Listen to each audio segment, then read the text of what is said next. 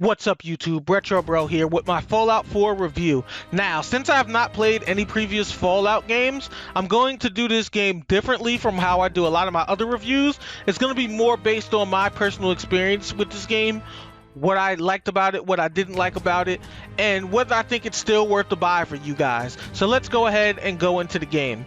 Now, I enjoyed this game a lot, and what I think is the highlight to this game is that when you play this game, no one gets the same experience. Now, what I mean by that is because you can do so much different side questing, and because you have the choice of doing the main story whenever you want, you can literally do anything you want in this game, have fun, and kill lots of time without feeling too obligated to do things. Now, I will say too obligated because I've read a lot of people's comments that complained about this game on Steam forums and stuff like that, and they talked about how the first 3 games allowed you to do a lot more with the story, and this game kind of forces you to be a hero where you have more of the option of being a bad guy or villain in the previous games. So it is forced to some extent to be a hero, but you're still allowed to do plenty of different things in the side quest, and you're not necessarily forced to do the main story. So you are kind of forced to be a hero, but you're not forced necessarily to do the main story. So when we go into the next section, I'm gonna go over a little more like stats and all that good stuff like that, and how that comes into play to what I thought made the game interesting. So one of the cool things I found about Fallout 4 was your stat system. Now, the stats are very crucial in this game from what I learned. You don't necessarily need certain stats to beat the game, though they help greatly, but certain stats also allow for different additional things within side questing that can make the game more enjoyable. For one, I found out online that having a certain amount of luck, though it does help you in combat, can make different events happen that can give you special weapons, so that's pretty cool. And then one thing I've learned on my own is that having charisma up a certain amount not only helps for trying to like seduce teammates so you can like fall in love with them and stuff like that, which actually gives additional perks like weapons and combat skills that's really cool in the game, but charisma is also used for certain side quest missions to talk people out of doing certain things as well. So if you have enough charisma, it can make certain missions easier. But the same thing also goes with intelligence.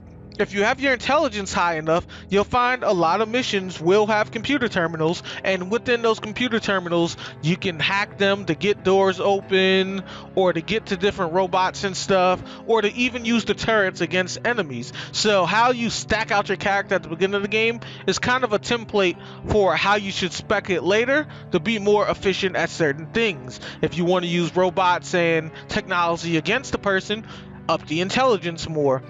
If you want to see more within the dialogue or story, then work more with your charisma so you're better at conversations with people.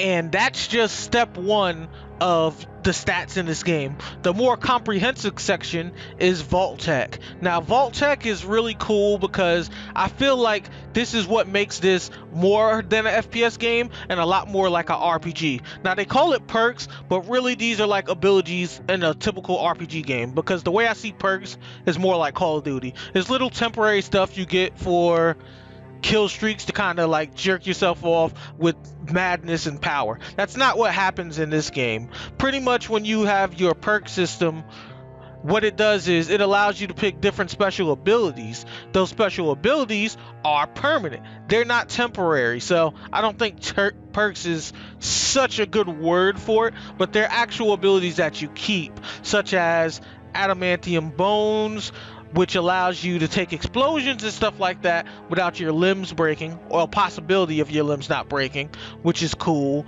You can get the ghoul ability, which is something I've been playing around with, where you have a chance of sometimes regenerating health when you're by radiation, and when you max that out, not only do you get more health, but ghouls start to become a little friendly, and some of them can aid you in battle, like having additional sidekicks, so that's really fun. Other things that you can get are really high endurance to the point that you're almost like Superman, reflecting lasers off, bullets ricocheting back, and the list goes on and on. So the perks in this game makes it feel a lot more like an RPG, because with certain specs and certain combos, you can make your combat superhuman. But that's not the only thing it happens to be for. You can also use it to up things like conversations with certain characters. So aside from your main charisma stat, say you could use Lady Killer, which makes your conversations with women easier, or even gives you a stat boost in combat to where you get 15% damage max boost for killing them faster. Another thing you can get is Gun Nut, which is something I wish I would have went with just to make my weapons better, because I find in this game a lot of my really strong weapons are hard to get bullets for, and my really weak weapons that I have tons of bullets for, had I had Gun Nut, I could have spec'd out a lot better.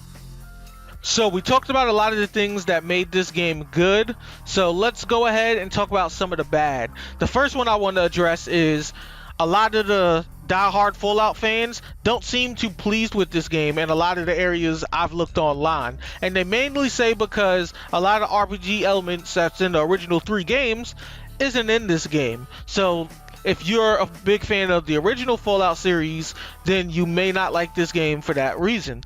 Another issue, which is the biggest issue I have personally, is optimization is really bad for this game on PC.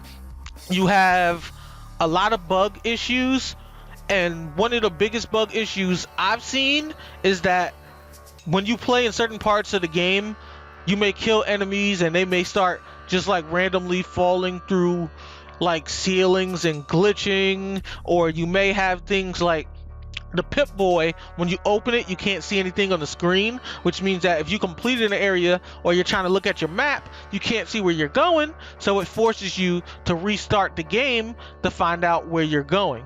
Which is bad, because if you can't get the Pip-Boy or anything open, you can't even save, because you can't see the screen that allows you to do that. So it's like you gotta force shut down the game and restart it, which means you're starting back from the point you were before. Also, because optimization is bad, the game's controls work a little weird. And by weird, I mean, for those of you that don't play games on PC, when you play games on Steam, normally games that allow you to use a controller will use the controller when you say it does, and use nothing but the controller, not the keyboard. This game, when you use the controller, still forces you to use the keyboard to some extent, and it doesn't tell you that. You just figure it out on your own. Now, let me tell you how I found out about this and why it's a problem. I use NVIDIA Shadowplay to record my games, right? So with NVIDIA Shadowplay, pressing Alt and F9 is how you record games. There's a couple of times I was trying to record footage for you guys and I pressed Alt and F9.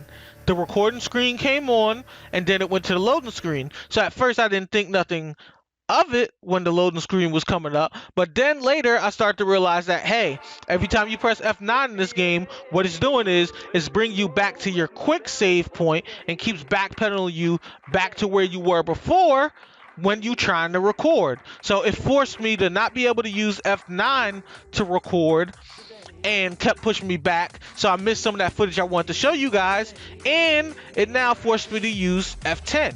Now, for those of you that don't know about NVIDIA Shadowplay, Alt F10 only saves the last 20 minutes, like if you did recording on Xbox or PS4, which is okay because it still let me get footage, but now it brings up the issue that when I was able to record everything with F9 and trying to give it to you at once, I can only get the last 20 minutes. So if I got really immersed in the game and did something past 20 minutes, but there was something in the 20-minute sequence that I want to show you, well, now I don't have that footage because I went past 20 minutes and it's going to show you the next 20 minutes. So I missed a lot of footage that I wanted to show you guys because of that happening and me being forced to record it a different way than I normally would, which was a really huge inconvenience. But the biggest thing and the biggest issue was the optimization, not being able to see the Pip-Boy, and it lagging up to the point that sometimes you got killed in missions where there was huge waves of enemies.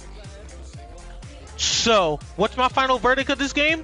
This game is a good game and it's worth buying. Now, I wouldn't say it's 10 out of 10 like a lot of people have been hyping and some reviews were saying, or even a 9 at that, but it's a really good game. There's plenty to do, and there's so many different things that you can do side questing story wise that there's a lot of longevity to this game. I can honestly say I'm 40 hours in the game right now and I'm only level 25 because I would get sidetracked doing different things that I thought was fun and interesting within the story that had nothing to do with leveling up as well. So this is definitely worth $60. And though there are some bugs and glitches, it's nothing game breaking, just stuff that are minor.